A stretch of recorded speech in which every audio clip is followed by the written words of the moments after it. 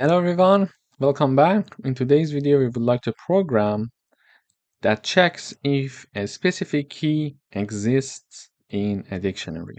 I'm having a dictionary called colors. It has three keys, red, blue, and green, and it has three associated value. And in this program, we would like to check and see if one key called blue is existing in our dictionary or not. Is it there or not? Does this blue key exist in our color dictionary or not? So to check that, I'm typing down one if conditions. So I type down if, then the string blue because I'm looking for blue in the colors, in colors. So colors is the name of my dictionary.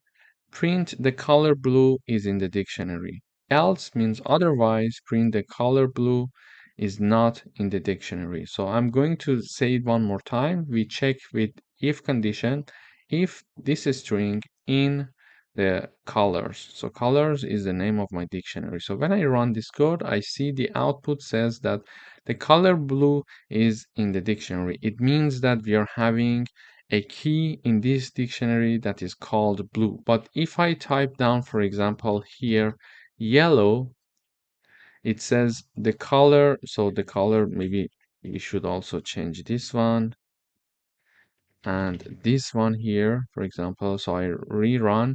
It says the color yellow is not in the dictionary. So this message is being printed out in the output. Why? Because it checks and see yellow is not one of the keys declared in the color dictionary. This is why, because it cannot find it. It goes to the else part and it prints this message for us in the output. So this is how we can actually check to see if a specific key exists in a dictionary or not. Thank you for watching.